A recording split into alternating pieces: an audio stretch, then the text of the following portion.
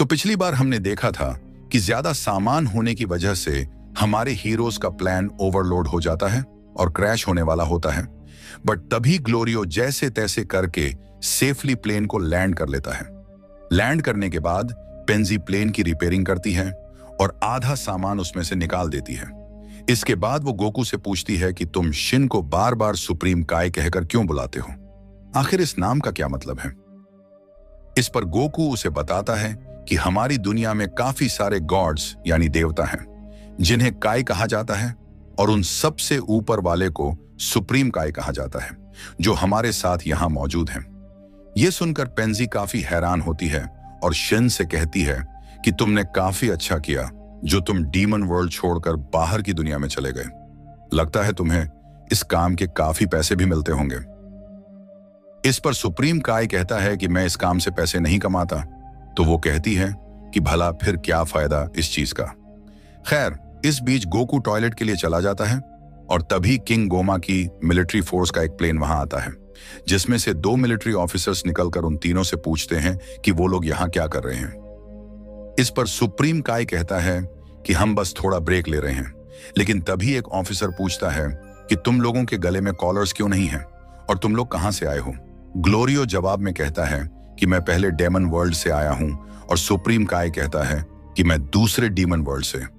इसके बाद वो लोग पेंजी का कॉलर चेक करते हैं और एक ऑफिसर कहता है कि यह बड़ी अजीब बात है, आखिर 3 लोग वो भी अलग अलग डीमन वर्ल्ड से एक साथ क्या कर रहे हैं। सुप्रीम काय जवाब देता है कि हम दोनों दोस्त हैं और बस यहां घूमने आए हैं और ये लड़की हमारी गाइड है। यह सुनकर वह ऑफिसर कहता है कि तुम्हारा टेस्ट काफी खराब है जो इस जगह घूमने आए हो। खैर, जो भी हो, क्या तुमने एक छोटे बच्चे को देखा है जिसके बाल स्पाइक्स वाले हैं और उसके पास एक लाल रंग का डंडा है। वो लोग कहते हैं कि नहीं। तो ऑफिसर उनसे कहता है कि ठीक है, अगर तुम्हें वो कहीं नजर आए तो हमें जरूर बताना, इसके बदले में तुम्हें 10 गोल्ड कॉइन्स मिलेंगे। इतना कहकर वो ऑफिसर्स वहां से चले जाते हैं। इसके कुछ देर बाद गोकू वहां आ जाता है और वो लोग वापस अपने सफर पर निकल जाते हैं। रास्ते में पेंजी सुप्रीम काय से पूछती है कि क्या यह सच है कि ग्लाइंड्स पेड़ से पैदा होते हैं। इस पर वो कहता है कि हाँ, हम ग्लाइंड्स ग्लाइंड ट्री में सदियों में कुछ ही बार पैदा होते हैं। यह सुनकर गोकू काफी हैरान होता है और कहता है तो इसका मतलब तुम एक पौधा हो और शायद इसीलिए तुम कुछ खाते नहीं हो बल्कि सिर्फ लिक्विड चीजें पीते हो।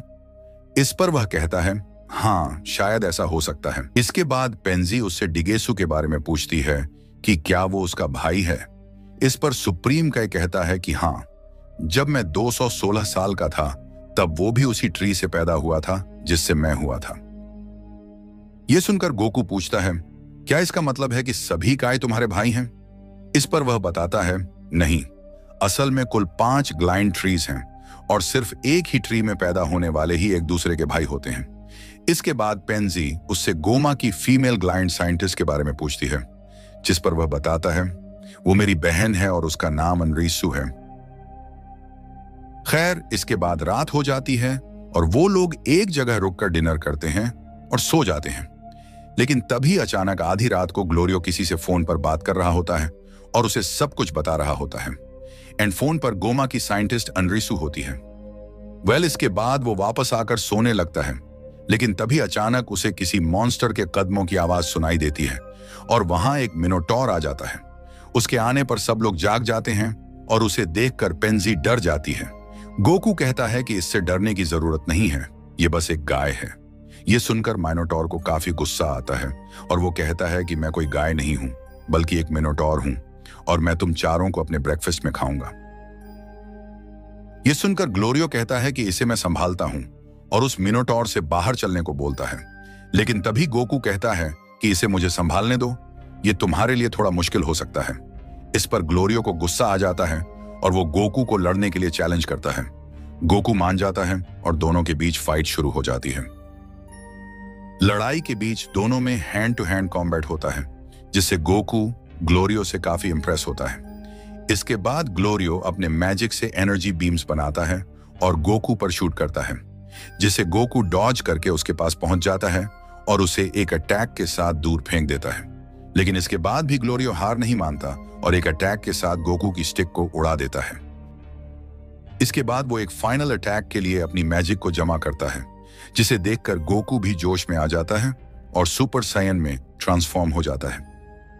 यह देखकर ग्लोरियो काफी हैरान होता है और अपना फाइनल अटैक गोकू पर करता है, जिसे गोकू सिर्फ एक हाथ से खत्म करके ग्लोरियो के पास टेलीपोर्ट होकर पहुंच जाता है और ग्लोरियो हार मान लेता है।